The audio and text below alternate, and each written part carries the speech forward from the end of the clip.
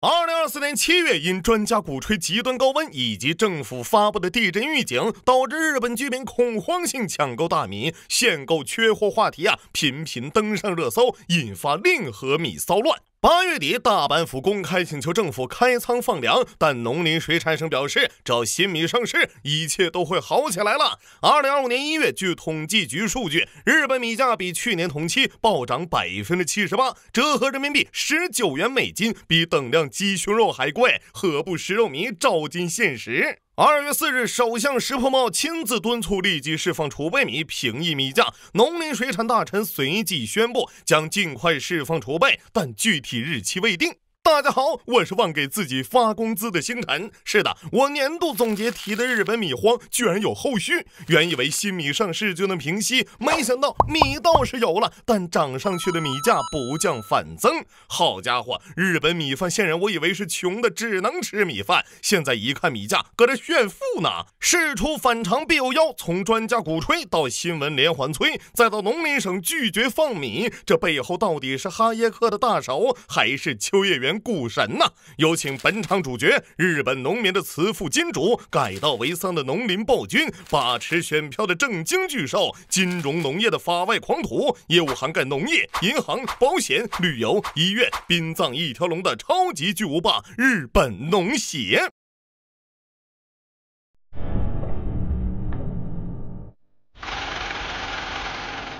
大根高いね。お魚も高いですね。とにかく全部高い。葉物全体でだいたい3倍ぐらい。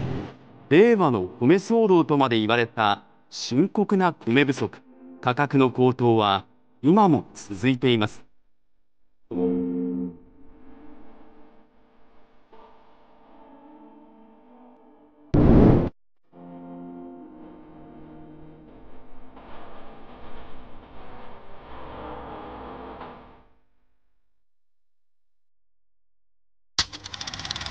1945年刚刚结束2战的日本可谓是广岛长崎一声响，天皇立马要下岗，处处飘烟成坟场，个个饿得像缺氧。由于战争的巨大消耗，自古就是食草民族的日本真只剩啃草了。但人是铁，饭是钢，钢铁意志也得碳水续航啊，咋办呢？对此，5星天皇麦克阿瑟做出最高指示：农民要种田，种田才有粮，吃饱才不饿。在麦大帅的恩情下，1947年，日本颁布农业协同组织法，让零散的自耕农联合建立农业协会，由政府提供政策补贴，农协组织农民生产。日本粮食太缺乏，必须要用金克拉。没钱买种子化肥，好说农协带给你，农具农机不够，小事儿，农协给你租。担心粮食卖不出去，早帮家人们想好了，农协统一收购，委托销售。就问你敢不敢动？应该说效果非常显著，靠着贴心细致的服务和温文尔雅的态度，截至1950年，农协吸纳了99%以上农民加入。50年代，日本大米产量就从1946年的600万吨恢复到1000万吨。60年代，日本经济腾飞，农协更是顺应时代，走上了企业化的康庄大道。像种子、化肥、农机、农药，均由农协集中采购后分销，另外附赠从播种、起苗到喷药、收割的全面业务指导。为了满足人民群众日益增长的农业需要和农业服务不充分的矛盾，农协还将业务扩展到银行储蓄、医疗保险、婚丧嫁娶等农民生活的方方面面。很快发展壮大的农协便给了所有人一点小小的农业震撼。正所谓种粮要赚钱，单价不能太低廉，否则不下田。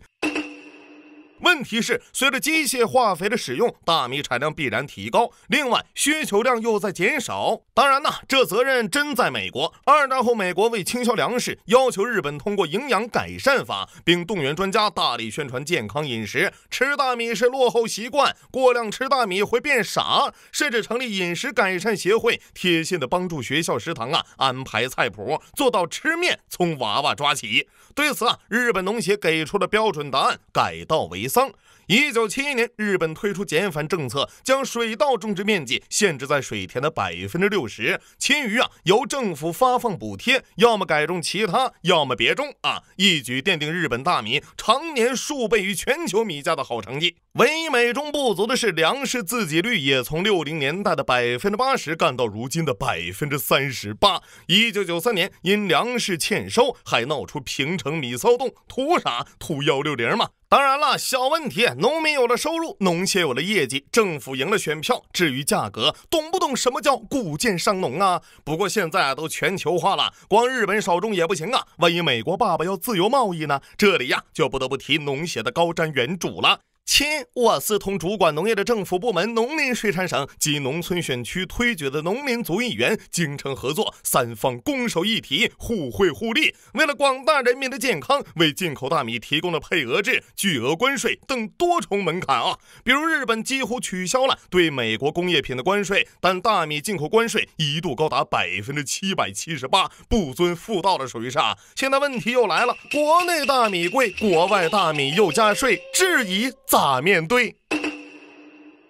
大力宣传日本本土产品，精耕细作，最健康、最美味、最好呗。农协开发了不少高端新品种，像青森县的车厘子品种朱诺之心，因形状酷似新型，2023年一盒15颗卖出50万日元。日本月光大米更是号称米饭中的爱马仕。作为半个东北人的我，只能说一句呵呵啊。但你架不住日本人吃这一套啊！米饭仙人、寿司之神、天妇罗之神都说好啊。农协还上演过给奥运选手送大米，连日本前首相麻生也说，多亏了气候变暖，北海道的大米越来越美味了。对了啊，作为政治界的一股泥石流呢，他的暴论包括小胡子 KO 几百万犹太人的动机正确。鲁迅有云，上帝是公平的，虽然给了农协垄断的地位，也给了农协赚不完的钱呢。2016年农林委员会委员长小泉进次郎调查发现，日本的化肥、农药和农机价格更是美国的2倍。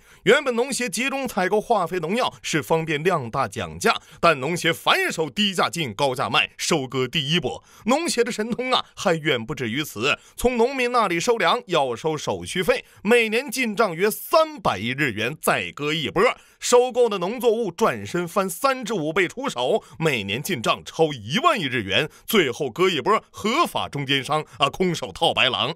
拥有生产指导权的农协通过遍布日本的600个指导中心制定种植标准，比如种什么品种、喷几次农药都有严格规定，违者取消补贴资格。根据联合国粮农组织数据，2019年日本农药使用量以11.82公斤每公顷荣获全球第13的好成绩，而JA全农又是日本最大农药和化肥供销商，撒的越多，赚的越多。啥？你想自己退出农协单干可以，农协进出自由，但政府补贴仅农协会员享有，且补贴多由农协发放。咱抛开化肥农药不谈，农协旗下的JA全农拥有日本最大农产品专用冷链网络，子公司JA全农青果是日本最大果蔬加工企业之一。JA全农大米中心承担了日本约30%的精米加工，各地农产品经销商更是农协的挚爱亲朋，加工、存储、销售全在人家手里。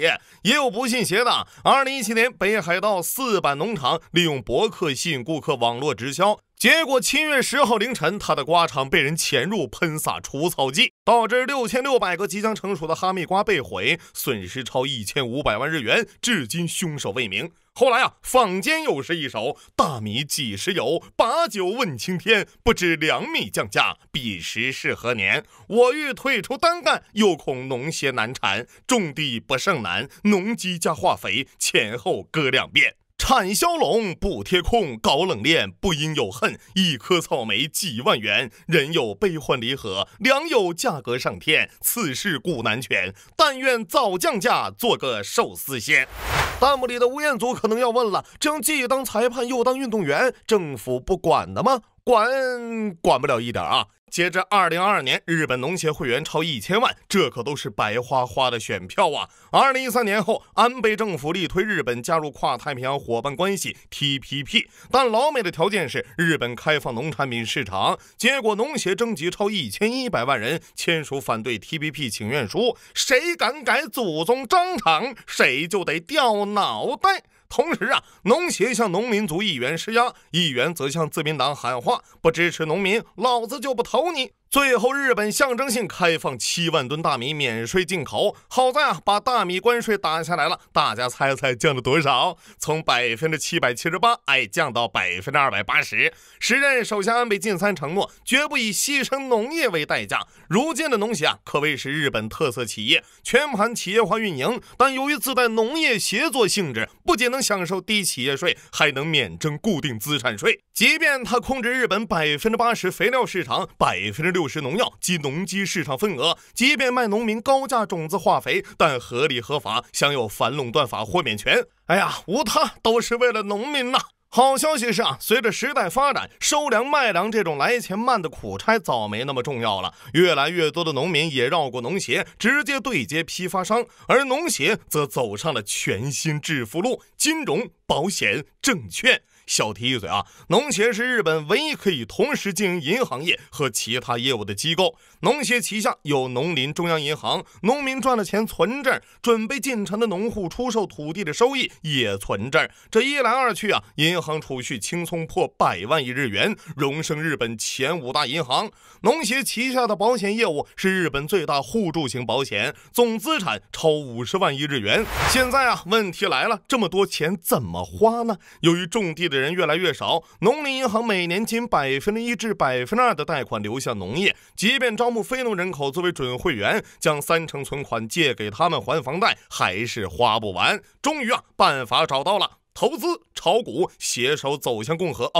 是走向华尔街。只不过农协搞投资就像星辰我玩期刊，又菜又爱玩。1980年代泡沫经济后期，农林中央银行大量贷款给房产公司，结果泡沫经济崩溃，差点破产。2008年美国次贷危机前，农林中央银行手握6万亿日元的美国住房债券，最后血亏5721亿日元。最惨的是去年啊，由于美联储加息，农林中央银行宣布紧急抛售10万亿日元的美国国债和欧洲债券，弥补巨额亏损，预计全年净亏损1.5万亿日元。最新消息是没亏1.5万亿啊。坏消息是，截至2025年3月，累计亏损1.9万亿日元，是08年金融危机的4倍，投资笑赚之处处爆。而在投资暴雷1个月后，随之而来的便是米荒，就问你巧不巧？2024年7月啊，日媒开始报道多地出现生米供应短缺，8月米荒愈演愈烈，但手握100万吨储备米的农林省无动于衷，甚至表示价格就是价格，又不是第一天涨的，政府怎么能干预呢？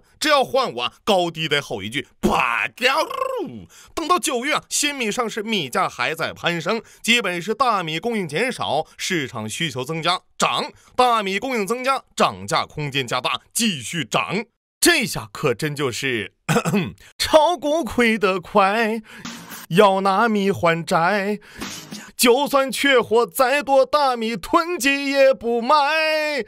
当初说米只吃呆，个个都不爱，现在又要用高价把米买回来。大米不是你想买就能买，天天提价涨得飞快，吃饭像还贷。截至2025年2月，日本米价连涨8个月，均价从去年同期的5公斤2000日元飙到4100日元，整个大米市场彻底沦为了一场投机倒把的黑色狂欢。大量中间商越过农协，从农民手里抢购大米，囤积居奇。其他行业甚至其他国家的人也纷纷抢米，共襄盛举。如东京最近接连出现了无产地、无品牌、无日期的3无大米。记者发现啊，就是几位印度老乡的杰作。为了确保用米，牛肉饭连锁店松屋、大型连锁餐饮集团吉野家不得不改用进口大米。还有高手呢！2月啊，记者采访农民和零售商后对账发现，市场上约21万吨大米不翼而飞，甚至距东京1700公里外的冲绳，在今年第一批稻苗播种的时候，抢购电话就已经接连不断。农林水产大臣江腾卓直言，これまで米の取引に全く参入してなかったような方がですね、多数参入してきているということもですね。至于解决办法，只能掏出祖传异能、怪天气、怪游客，怪老中倒卖。政府的放任呢，更是加剧了涨价蔓延。即便首相石破茂督促释放储备米，平抑米价，但农林水产省确定的放米时间是3月底，且仅释放21万吨，还分2批。不是，这点够中间商囤货的吧？其实日本解决大米乱象的办法非常简单，取消高额关税，开放大米进口。但谁又敢提呢？毕竟农协不拿，归田议员怎么拿呀？在米荒发生前1个月，日本参议院通过了粮食供应困难状况措施法，居然有粮食严重短缺时将启动配给制的条款。更奇怪的是，2024年日本新米产量679万吨，比上年还增加18万吨。我再一查，当年日本大米1月至11月出口量同比增长20%，出口额首次突破100亿日元。很喜欢弹幕的一句话就在米价狂飙之际，农林中央银行董事长一边斯密马塞一边宣布辞职，捅出这么大篓子，这就完事儿了。嗨，也对，都鞠躬了，你还想会咋样？只有苦一苦百姓，炒股赔的钱咱们一起慢慢还。此处我有一联，上联万吨粮食行踪迷，人人囤积居奇；下联1亿国民市场垮，个个投机倒把。很难想象，和平年代没有大型灾害、自由贸易的当下，居然还能硬生生完崩了1亿多国民的粮食供应体系。经过多年做大做强，层层利益集团捆绑，日本农协可以说是演变为挟大民以令日本的割据利益王国。他们打着保护日本农业的贞节牌坊，行的却是垄断粮食牟利之实。曾经有不少人说呀，日本农产品贵是农民得益，但日本农业人口从1980年的610万降低到2023年的116万，2013年耕地面积仅453.7万公顷，比1960年减少25%。其实不止大米这2年由于日元贬值，经济疲软，日本几乎所有消费品都在涨价。2023年超3.2万种食品涨价，2024年涨价1.25万种，其中蔬菜最甚，年初平均150日元的卷心菜，在东京部分超市卖出超1000日元，接近50块人民币一颗呀！数不清的东京餐饮店在镜头前哭诉经营难以维系，沙拉厂家呢不得已缩小包装，中小学午餐被迫用豆芽代替。关于处理粮食危机，我想到了这样一个案例。2003年经历大豆战争惨败后，身为国企的中储粮自此奋发囤粮。2006年，国际4大粮商卷土重来，谣言制造恐慌，配合市场扫货，直指我国主粮小麦和玉米。一时间，粮价迅速疯涨。作为国企的中储粮立即入市，平价抛售储备粮，稳定粮价。国际粮商继续抢购，中储粮呢则不计损失加大抛售，从半月一抛到1周一抛，同时放出消息，中国储备粮1亿吨，足够全国人民吃1年。